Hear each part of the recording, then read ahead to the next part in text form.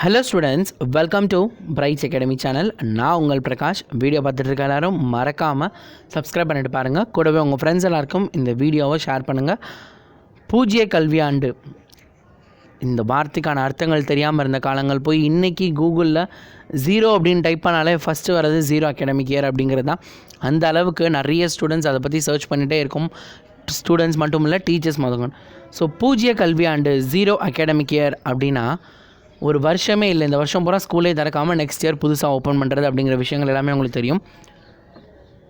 இப்போ லாஸ்ட் ஒரு 1 or 2 வீக்ஸில் பார்த்திங்க அப்படின்னா இந்த ஜீரோ அகாடமிக் இயரை மாறுமா அப்படிங்கிற கேள்விகள் தான் போயிட்டே இருக்குது.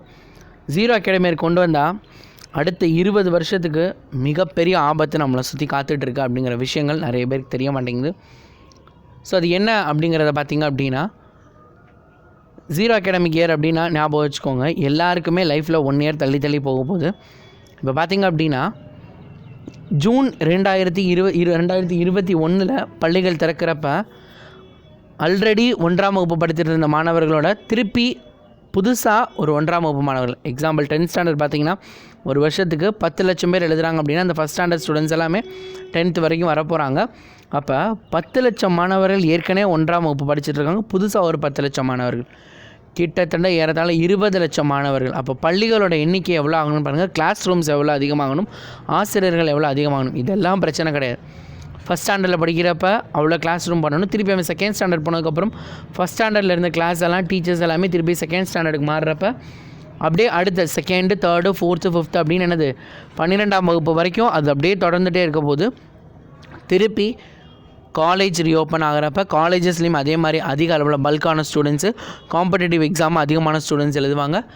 காலேஜ் முடித்ததுக்கப்புறம் வேலை வாய்ப்பு ஆல்ரெடியே சாதாரணமாக நார்மலாக 10 லட்சம் பேர் எழுதுகிற பரீட்சையிலேயே வேலை வாய்ப்பு கிடைக்காம அதிகமான பேர் இருக்காங்க. இப்போ பல்காக 2 வருஷ ஸ்டூடெண்ட் ஒன்றா போனாங்க அப்படின்னா அப்போ வேலைவாய்ப்பு எப்படி இருக்கும் அப்படிங்கிற ஒரு மிகப்பெரிய கேள்விகள் இருக்குது. ஒரு வருஷம் நம்ம பூஜ்ய கல்வியாண்டு மாற்றணும் அப்படின்னா தொடர்ந்து 20 ஆண்டுகள் அடுத்து அந்த பல்காக இருக்க ஸ்டூடெண்ட்ஸு அடுத்த வருஷம் வரப்போ ஒவ்வொரு வருஷமும் அதுக்காக அரசாங்கம் எடுக்கக்கூடிய செலவுகளாக இருக்கட்டும் எல்லாமே என்ன அப்படின்னா அதிகமாகிட்டே இருக்க போது. அதுக்கான நம்ம முயற்சிகளும் அதிகமாக எடுக்கணும். மேன் எஃபர்ட்டு, அதான் என்ன சொல்லுவாங்க, ஹியூமன் எஃபர்ட்டாக இருக்கட்டும், அடுத்து எல்லாமே பணத்திலேருந்து எல்லாமே அதிக அளவில் செலவு பண்ணணும் அரசாங்கம். ஸோ இந்த பூஜ்ய கல்வியாண்டு இல்லாமல் இந்த கல்வியாண்டை இன்னும் கொஞ்சம் எக்ஸ்டெண்ட் பண்ணி என்ன பண்ணலாம், ஒரு ஆகஸ்ட்டோ அல்லது ஜூலை கடைசியில் இல்லை ஆகஸ்ட்டில் பரீட்சை வச்சு முடிச்சிடலாம் அப்படிங்கிறது தான் விஷயம். 1 முதல் 9ஆம் வகுப்புக்கு தேர்ச்சி வழங்கிட்டு அனைவரும் பாஸ் அப்படிங்கிற தேர்ச்சி வழங்கிட்டு 10, 11ஆம் வகுப்புகளுக்கு மட்டும் என்ன பண்ணலாம், இறுதி ஆண்டு தேர்வுகள் நடத்தலாம். குறிப்பாக என்ன அப்படின்னா பாடங்களை இன்னும் குறைத்து விட்டு ப்ளூ பிரிண்ட் கொடுத்துட்டு இந்த ஒரு வருஷத்துக்கு மட்டும் பழைய காலத்தில் இருந்த முன்னாடி இருந்த ப்ளூ பிரிண்ட் சிஸ்டமை கொண்டு வந்துட்டு இந்த ஒரு வருஷம் மட்டும் பண்ணிவிட்டு அரசாங்கம் பூஜ்ய கல்வியாண்டா மாற்றாமல் இருக்கலாம். பூஜ்ய கல்வியாண்டா மாற்றுறதுனால நிறைய பாதிப்புகள் இருக்குது.